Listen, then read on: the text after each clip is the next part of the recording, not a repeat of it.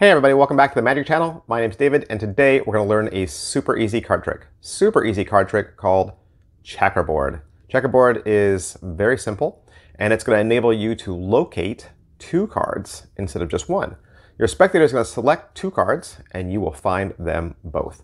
A little bit of setup, something that you do in advance before the trick starts. That's a secret that only you know about.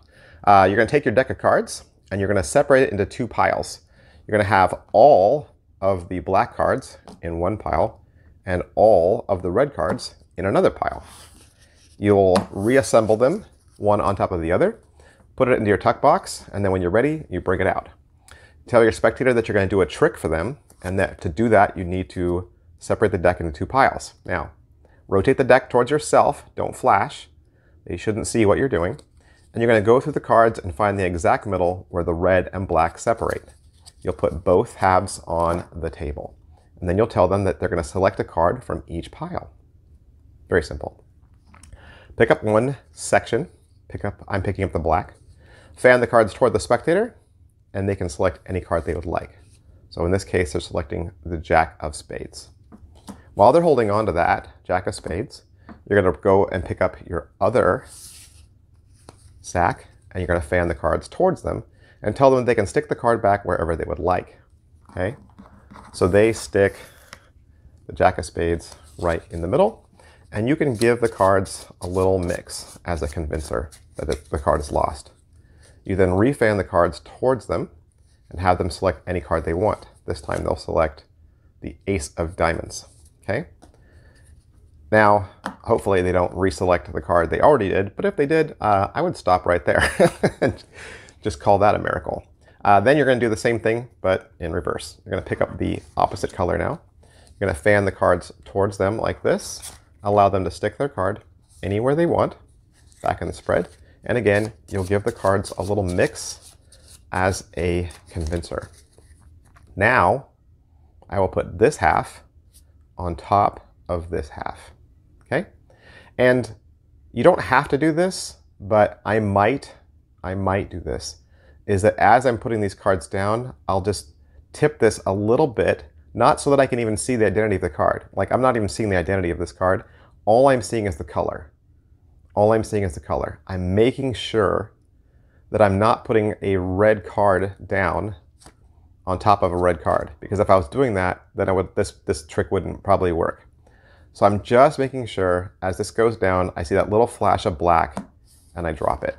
Okay? Or whatever the top color should be. Okay? And you're reassembling it. And this is a good point to stop and talk through what happened. You say, hey, you know, when I first came out here, I brought out a deck of cards. We split into two halves, and I had you select a card from this pile on the left, and you put it back in the pile on the right. And then I had you select a card from the pile on the right and put it back in the pile on the left. We shuffled both halves and stuck it together. So hopefully your two cards should be completely lost. And let me just say at this time, stress the entire time that you want the spectator to remember their card. It doesn't work if at the end of this, they don't remember their cards. And one way around this would be that you're doing it with two spectators, right? You could have two spectators, and each one could select a card from each pile. Or you could have one spectator, but two people looking at the card. You could say, hey, be sure to show your card around and let everybody see it. That way we can all join in on the fun. So there's a couple ways around that. You go through and explain exactly what you did, you know, retrace all your steps, and then you're going to pick this stack back up. Again, you're going to rotate it towards yourself without flashing. You don't want people to see what you're doing back here. And you're saying, well, I'm going to go through the cards and I'm just going to get a feeling for where I think your cards are. And you're going to go through the cards like this, and you'll see just huge rows of black. Okay? And at this point, I see my Jack of Spades. It's in between two reds, so I know right away this is it. I'm going to up jog it like that and place it on the table, and I'm going to say, you know what? I have a feeling about that card. Then I'm going to go through the cards again, so I know all these cards are red. Okay, so I know none of these cards are my card. Here's my black bank of cards, going through the blacks, and I scan and I see the Ace of Diamonds stand out. I'm going to pull it and place it down. And then I'm going to pause and go, I don't know. Well, hang on, hang on. I'm going to go through the cards one more time, and I'm going to lift out a third indifferent card. And it really doesn't matter which one it is. I'm going to lay that one down. I'm going to put all these off to the side. I'm saying, you know what? I know you selected 2 cards, but I put down 3. Because I had a feeling about all 3, but I'm pretty sure your 2 are in this pile somewhere. So what I'm going to do is I'm just going to have you put your hand over the top of these cards. So they put their hand over the top. And then say, I want you to point to one card. Now, if they point to the indifferent card, obviously, toss it out, and then reveal these 2 cards.